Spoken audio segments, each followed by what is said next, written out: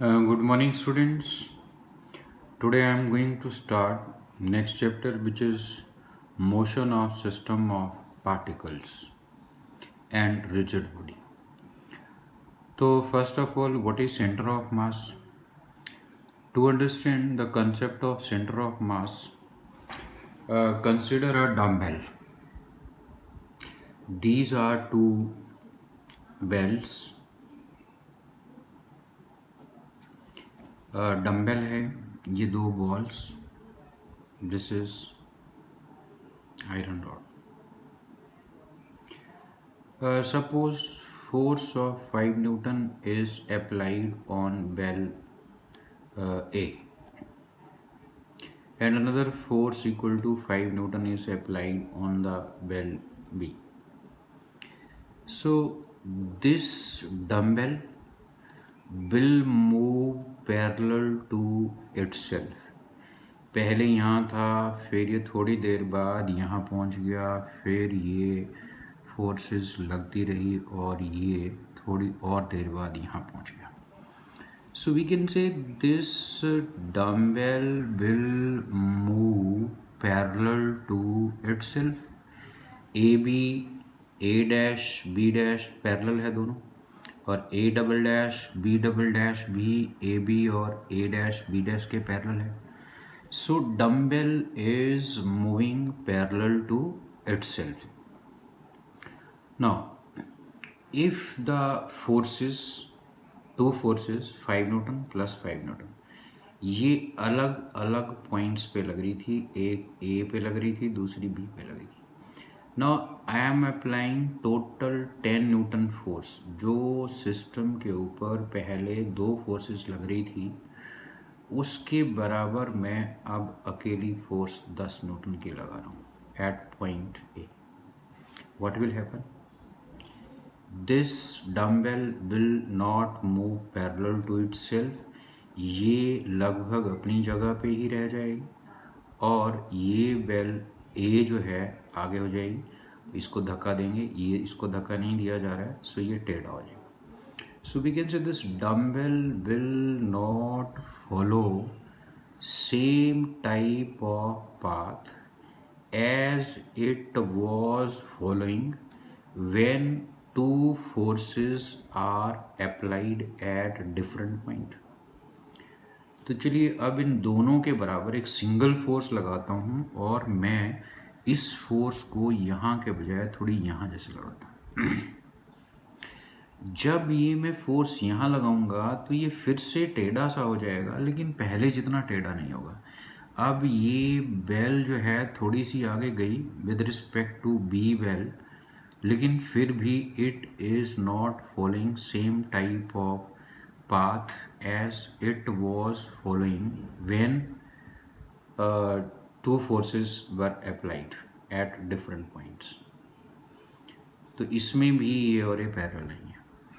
लेकिन अगर मैं इन दोनों फोर्सेस को यहाँ लगा दूँ, जो दो फोर्सेस पहले ए और बी पे लग रही थी, अगर इन दोनों फोर्सेस को मीन्स 10 न्यूटन की अकेली ही इस बिंदु पे लगा देता हूँ, देन व्हाट आई फाउंड, मैंने ये देखा कि ये फिर से बिल्कुल पैरेलल चलता है जैसे पहले चलता था जब दो फोर्सेस अलग अलग बिंदुओं पे लगाई जा रही थी. ये पैरेलल चलता था, और अब ये दोनों फोर्सेस के बराबर एक सिंगल फोर्स, या वो सारी फोर्सेस जो सिस्टम के ऊपर लग रही थी, वो सारी फोर्सेस इस बिंदु पे लगा दी जाएं, तो ये सिस्टम बिल्कुल उसी ही प्रकार का पाथ फॉलो कर रहा है जिस प्रकार का पहले कर रहा था जब फोर्सेस अलग अलग पॉइंट्स पे लग रही थी. तो this point is called centre of mass. तो we can say centre of mass system के अंदर एक ऐसा बिंदु होता है, अगर उस बिंदु पे सारी फोर्सेस लगा दी जाए जो कि पहले अलग अलग पॉइंट्स पे लग रही थी, then system will follow same type of path as it was following when forces were acting at different points. So we can say center of mass is a point in the system. If all the forces acting on the system are directly applied at it, means at center of mass, then the system will follow same type of path as it was following when forces were acting at different points. So this is center of mass. So now another definition of center of mass जो कि हम later stage पे prove करेंगे कि it is a point inside or outside the system which moves with a constant velocity or speed in the absence of external forces या force. तो first before understanding the definition of center of mass जो मैंने यहाँ पे लिखी है, first let me derive expression for position vector of center of mass of two particle system. These are two particles each having mass m1 and m2. This is the line joining two particles. ये r1 is the position vector of m1, r2 is position vector of m2. Now we know if these are two particles, what does Newton's gravitation law says कि ये m2 को इधर खींचेगा, कौन? m1. So this is the force जो m1 के ऊपर लगाई, किसने लगाई? m2. It is not F12, ये है फोर्स ऑन m1, जिसके ऊपर फोर्स लग रही है उसका नंबर पहले, फोर्स ऑन m1 और लगाई किसने? m2. एंड m2 को m1 अपनी ओर खींचेगा, तो this the force on 2 by 1 means force on m2 लगाई किसने? m1. न्यूटन ग्रेविटेशन लॉ क्या कहता है कि अर्थ सन को अपनी ओर खींचेगी. This is earth, this is sun. कहते हैं ये अर्थ को सन इधर खींच रहा है, this the force on earth और लगाई किसने? सन ने. और सिमिलरली ये सन को अर्थ अपनी ओर खींचेगी, so this is the force on sun by earth. So these two are internal forces. जैसे दो सवारियां बस में बैठ गए, एक सवारी दूसरी सवारी को अपनी ओर अट्रैक्ट करेगी according to Newton law, but they cannot produce motion. अगर बस धक्का स्टार्ट है तो आप जो दो ये सवारियाँ बैठी है, एक सवारी दूसरी सवारी को धक्का देके गाड़ी को चला नहीं सकती. अगर गाड़ी धक्का स्टार्ट है तो बाहर उतर के फोर्स लगानी पड़ेगी, वो फोर्स एक्सटर्नल फोर्स कहलाएगी. So only external forces can produce motion. Bus and passengers, ये एक सिस्टम हो गया. तो जो बस के अंदर पैसेंजर बैठे हुए हैं, एक पैसेंजर दूसरे पैसेंजर पर ग्रेविटेशनल फोर्स लगा रहा है, एक्सक्यूज मी, इसके कारण मोशन प्रोड्यूस नहीं होगा. या एक सवारी ने क्या किया, आगे वाली सीट को धक्का दिया, सारी सवारी ने अपने आगे वाली सीट को धक्का दिया, motion will not produce because ये क्या है? Force exerted by one part of system on other part of the system. तो motion can be produce only by external force.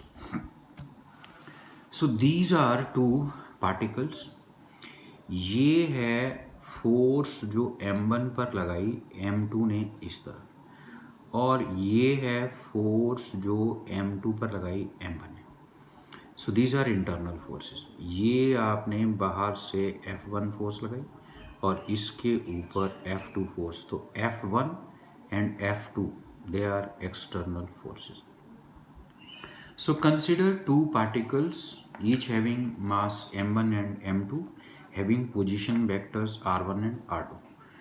Suppose f12 vector is the force on m1 by m2. Similarly, f21 vector is force on m2 by m1. Now we know according to Newton law F is equal to ma. We also know v is equal to dr by dt,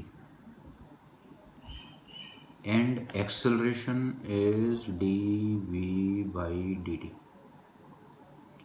यहाँ पे v की value डालिए, सो this is d by D T, और v की value इसकी जगह पर it is D R vector by D T. So this is d square r vector upon dt square. So this is acceleration. We can say acceleration is double derivative of position vector with respect to time.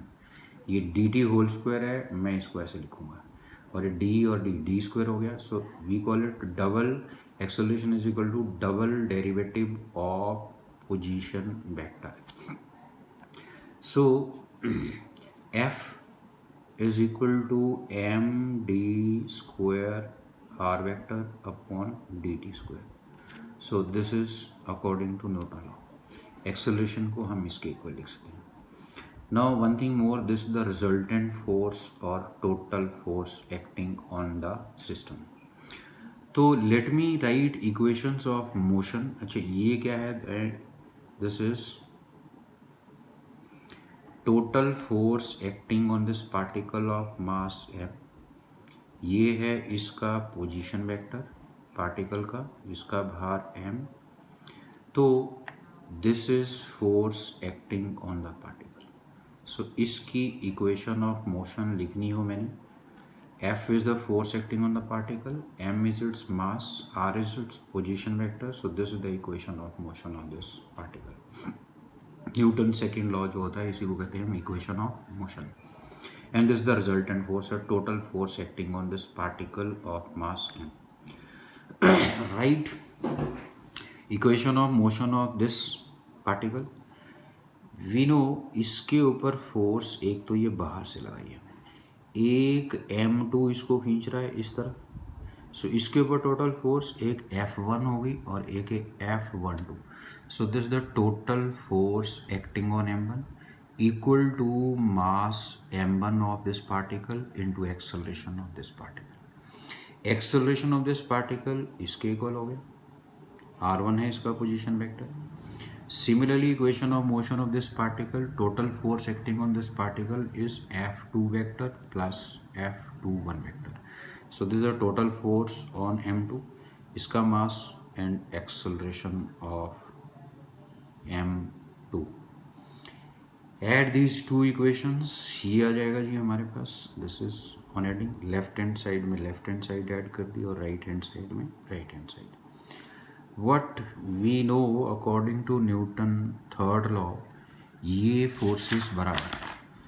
अगर ये सन के ऊपर 500 Newton force लग रही है, इसको action मान लो, तो ये क्या होगा, ये भी 500 newton. This is the reaction. So क्या फ़र्क है इन दोनों में? एफ एस सी वैक्टर और एफ ई एस वैक्टर के ऊपर इन दोनों की डायरेक्शन उल्टी है. सो आई कैन से मैग्नीट्यूड तो दोनों का बराबर है बट डायरेक्शन एक दूसरे के उल्टी. So F12 vector is equal to minus F21 vector. तो इसकी जगह पे हम लिख सकते हैं माइनस F21, F12 की जगह माइनस F21. सो पुट करिए इसकी जगह F, ये -21, ये और ये कट गए. दिस इज इसकी जगह F-21 और ये कट गए. And this right hand side इसको हम ऐसे लिखते हैं. इसको अगर डिफरेंशिएट करेंगे तो you will again get above right hand side of our equation. ये क्या आएगा? If you want to know, we know derivative of y plus z. It is no, I am sorry, this is derivative of by z. This is by पहले constant मान लीजिए, derivative of z with respect to x. फिर z को constant मान लीजिए, derivative of y with respect to x. तो similarly derivative of say m 1 r1. This is derivative of m1 पहले बाहर ले लीजिए dt. This is derivative of r1 plus r1 बाहर, derivative of m1 with respect to time. Mass is constant, so derivative of constant is 0. m1 constant है, this is 0, तो ये term 0 आ जाएगी. सो हमारे पास सिर्फ ये है m1 dr1 dt. So we can say इस इक्वेशन से वापिस हमारे पास यही इक्वेशन आएगी. तो राइट हैंड साइड को हम ऐसे लिखते हैं. नाउ लेफ्ट हैंड साइड में हमारे पास ये दो टर्म बच गई और ये right hand side. What is this? Total force acting on system of two particles. लेकिन कौन सी? External force. जो बाहर से दोनों के ऊपर फोर्स लग रही थी उनको दोनों को जमा कर दिया. So it is total external force acting on the system.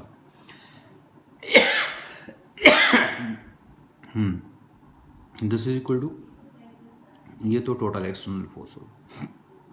Right hand side में m1 प्लस m2 से मैंने मल्टीप्लाई कर दिया और इसी से ही डिवाइड कर दिया. This is mass of system. तो ये let it be capital M, दोनों पार्टिकल का मास जमा करके जो है. And this bracket is equal to R. ये इसको मैंने R लिख दिया. सो ये इक्वेशन आ गई. R किसको लिखा? Where R vector is equal to this. इसमें इस इक्वेशन में और इसमें एक सिमिलरिटी है. This is equation of a particle, equation of motion of a particle जिसका पोजीशन वेक्टर R है, मास M है और टोटल फोर्स ये लग रही है. हमारे पास this is sum of external forces acting on the system. This is very interesting and very important. This is d square. This is m1 r1, m2 r2, m1 plus m2. Now look carefully. ये है equation of motion of a particle whose mass is m, position vector is r और इसके ऊपर force लग रही है F. So this is equation of motion of a particle. ये है force acting on a particle और यहाँ पे है force acting on the system. ये है दोनों पार्टिकल के सिस्टम के ऊपर फोर्स. यहाँ है मास ऑफ पार्टिकल और यहाँ है मास ऑफ सिस्टम. फिर मल्टीप्लाइड बाय, यहाँ भी multiplied by D square D T square, D square D T square. तो इसका मतलब ये हुआ, ये चीज जो ब्रैकेट में है it should be position vector of some point in the system. Very interesting. I again repeat. ये है equation of motion of a particle whose mass is m, position vector is r और force इसके ऊपर F. अगर मैं इन दोनों को compare करता हूँ, ये है पार्टिकल के ऊपर फोर्स, ये है सिस्टम के ऊपर फोर्स. ये है पार्टिकल का भार, ये है सिस्टम का भार. फिर ये D square by D T square, इसमें भी D square by D T square. तो इट मीन्स ये है पार्टिकल का पोजीशन वेक्टर. तो इसका मतलब ये जो ये चीज़ है ये भी क्या होना चाहिए? ये होना चाहिए सिस्टम के अंदर कोई बिंदु, उसका पोजीशन वेक्टर. सो ये जिस बिंदु का पोजीशन वेक्टर देता है उस बिंदु को हम सेंटर ऑफ मास कहते हैं. So this is the position vector of centre of mass. So मैंने इसको कैपिटल M ले दिया, mass of system, and this is position vector. So ये हो गया हमारा acceleration of centre of mass. You know अभी हमने बताया था this is acceleration of point whose position vector is r. तो ये मान लिया ये कोई पॉइंट है और इस पॉइंट की दूरी यहाँ से आर वेक्टर है। तो इस पॉइंट का जो इस पॉइंट को हम सेंटर ऑफ मास कहेंगे। This is position vector of centre of mass and this is वो पॉइंट जिसको हम सेंटर ऑफ मास कहते हैं, वो यहाँ पे है और ये है उसका पोजीशन वेक्टर।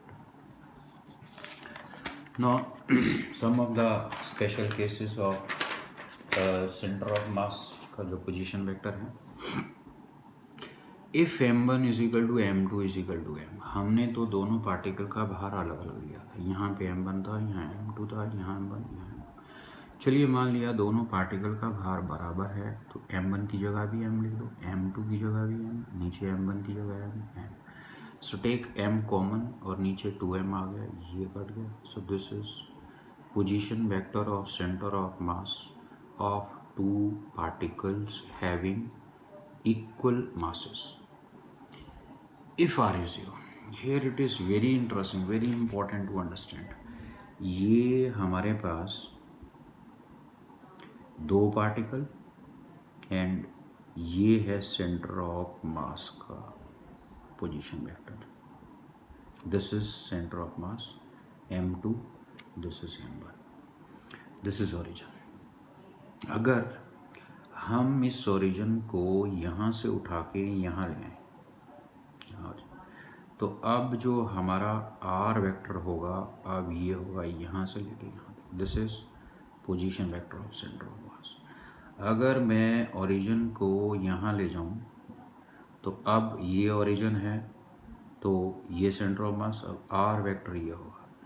और अगर मैं यहीं पे ही ले आऊँ इसको ओरिजिन को, तो are is 0। So we can say if center of mass lies at the origin या origin lies at the center of mass। इसको origin को यहाँ से उठा के पहले यहाँ ले गया, फिर यहाँ ले गया, फिर यहाँ ले गया, फिर यहीं आ गया origin। तो origin और center of mass coincide कर गए, तो इनके बीच का जो फासला था वो 0 हो गया। So R is 0 if center of mass lies at the origin या origin lies at the center of mass। तो if r is 0, ये r 0 हो गया, यहाँ पे r is equal to this था, इसको आप इधर ले आइए, इसके साथ मल्टीप्लाई हो गया, ये 0 हो जाएगा फिर। So 0 is equal to m1 r1 plus m2 r2, तो ये आ जाएगा। फ्रॉम हेयर ये इसको इधर ले गया minus, and from here r1 is equal to this. ना चलिए R1 और R2 क्या थे? R1 था हमारा ओरिजिन, ये M1 और ओरिजिन के बीच की दूरी, दिस वाला, एंड R2 ये था M2 का पोजीशन वेक्टर। ये थी दोनों को ज्वाइन करने वाली लाइन, ये था सेंटर ऑफ मास। अब अगर ये ओरिजिन, ये था हमारा R, अगर हमारा ये ओरिजिन ही यहाँ आ जाए या सेंटर ऑफ मास ओरिजिन पे आ जाए, then R will become 0 and ये ऐसे बन जाएगा फिर हमारा, this is M1, this is M2 या ऐसे टेढ़ा ही रहने देते हैं हम, चलिए ये दिस इज सेंटर ऑफ मास और ये ओरिजिन। ओरिजिन और M1 के बीच की दूरी वो आपका R1 वेक्टर था। तो यहाँ पे ये ओरिजिन है और ये M1 यहाँ पे है, सो ये R1 होगा। ओरिजिन से M2 की दूरी, ये पोजीशन वेक्टर R2। सो अगर हमारा M2 बड़ा हो, इसको मैंने बड़ा सॉलिड सर्कल दिखाया, इसको छोटा, सो M2 इज ग्रेटर, M2 बड़ा होगा, M1 छोटा होगा, तो ये चीज़ बड़ी आएगी एक से। जैसे मान लिया R1 इज हमारा M2 है 10 किलो, M1 है 5 किलो, सो इनको डिवाइड करके 2 आएगा, विच इज ग्रेटर देन 1। सो कब आएगा यहाँ ग्रेटर देन 1? जब न्यूमिनेटर बड़ा होगा। सो M2 अगर बड़ा हो M1 से, तो ये 1 से बड़ा आएगा, जैसे यहाँ पे 2 आ रहा है, तो it means R1 vector is negative of twice of R2 vector. तो यहाँ पे R1 वेक्टर हमारा बड़ा है, ये यहाँ तक R1 वेक्टर, और एक R2 इतना है। सो R1 is almost 2 times R2 vector, और डायरेक्शन R2 किधर है, R1 किधर है, तो बोथ आर अपोजिट वेक्टर्स।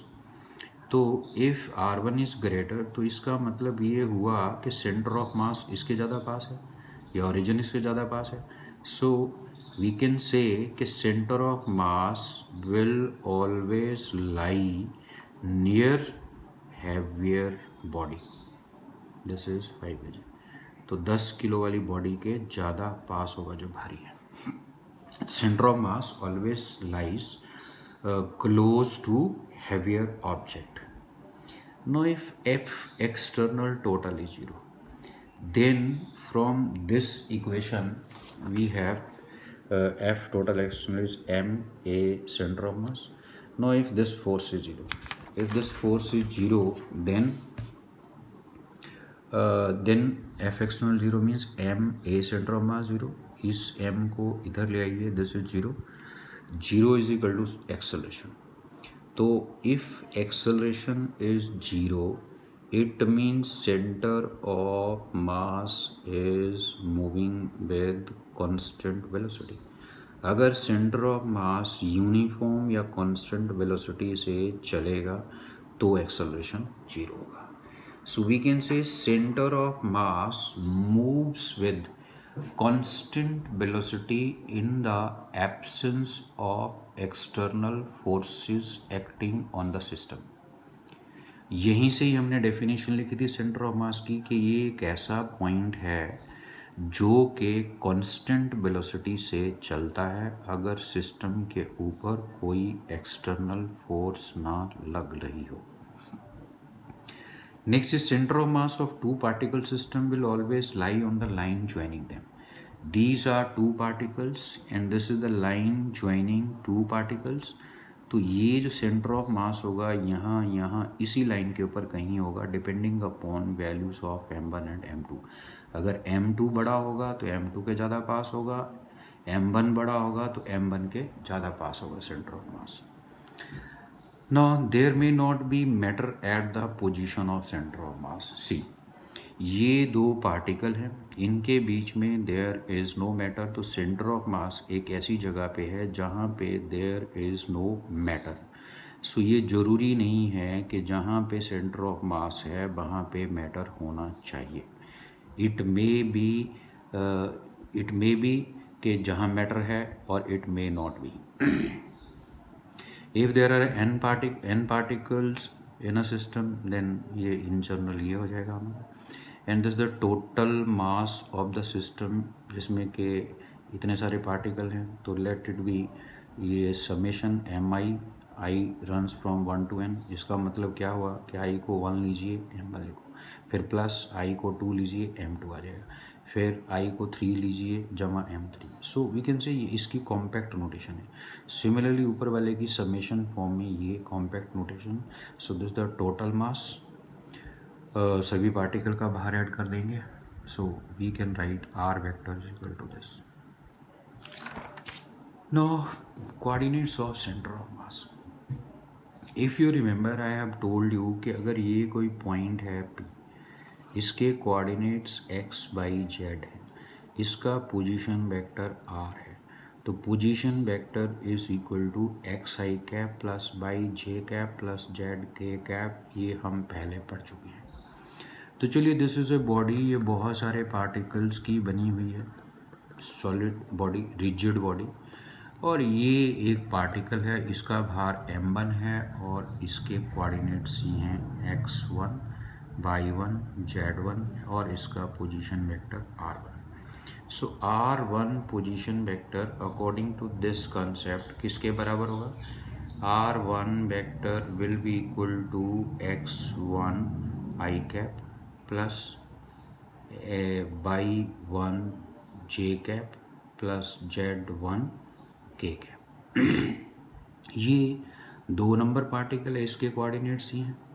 इसका पोजीशन वेक्टर r2, इसको लिखना हो तो ये इसके बराबर आएगा, और ये mn nth पार्टिकल, इसका मास mn और इसके कोऑर्डिनेट्स है, इसका पोजीशन वेक्टर rn, तो rn इसके बराबर। ये मान लिया यहाँ पे इस बिंदु पे सेंटर ऑफ मास है और इसका पोजीशन वेक्टर कैपिटल R, और इस बिंदु के coordinate capital X, capital Y, capital Z। तो कैपिटल R वेक्टर जो कि सेंटर ऑफ मास का पोजीशन वेक्टर है, that is given by this, ये अभी हमने पढ़ा।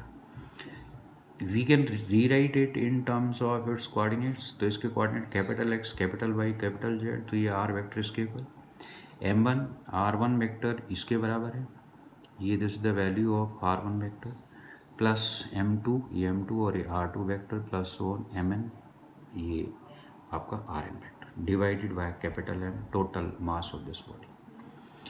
Now this is called coefficient of I cap. जैसे 3x में 3 is called coefficient of x, इसी तरह I कैप का कोफिशिएंट x है। इस तरफ I कैप का कोफिशिएंट अगर आप देखेंगे, open this bracket, it will be m1 x1 I cap, तो I कैप का कोफिशिएंट यहाँ से आएगा m1 x1 जमा यहाँ से I कैप का कोफिशिएंट आएगा m2 x2 और यहाँ से आएगा I कैप का coefficient mn xn whole divided by m। तो ये आ गया हमारा equating, after equating coefficients of I cap on both sides. On left hand side x is coefficient of I cap, तो इधर का जो I कैप का कोफिशिएंट है उसको इक्वल करो इधर के जो I कैप के कोफिशिएंट्स हैं, तो इधर I कैप के कोफिशिएंट ही आएंगे सारे। वी कैन से ये coefficient of I cap on right hand side, this is the coefficient of I cap on left hand side, ये और ये कट गए, so x is equal to this.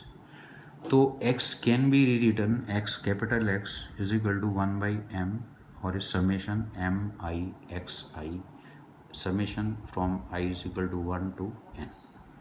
तो similarly you can equate coefficient of j cap and k cap, तो ये आ जाएगा हमारा। So this is very important, these are coordinates, कैसे कोऑर्डिनेट्स निकालने हैं हमें सेंटर ऑफ मास के, अगर हमें इन पार्टिकल के कोऑर्डिनेट्स पता हो जिसकी ये बॉडी बनी हुई है। A very interesting and simple numerical based on this concept। ये 3 हमारे पास बॉल्स है, इसका भार 1 किलो, इसका 2 किलो, इसका 3 किलो। इसके कोऑर्डिनेट x1/1 z1 लेते हैं, इसके कोऑर्डिनेट x2/2 z2 और इसके x3/3 z3। ओरिजिन के कोऑर्डिनेट तीनों 0, तो x1/1 z1 तीनों 0। इसके कोऑर्डिनेट कैसे निकलते हैं, कोऑर्डिनेट जहाँ पे पार्टिकल है वहाँ से परपेंडिकुलर ड्रॉप करो, तो ये किसके ऊपर परपेंडिकुलर हुआ हमारा AC ऑन x एक्सिस, तो ये फुट टॉप परपेंडिकुलर जो C है, C is foot top perpendicular, OC is x2, यहाँ से परपेंडिकुलर ड्रॉप कीजिए, दिस इज योर बाई 2, ये वाली distance, so this is equal to by 2। So we can say इस ये इक्विलेटरल ट्राइंगल है, इसकी साइड 2 मीटर है, तो ये एंगल 60 डिग्री का होगा।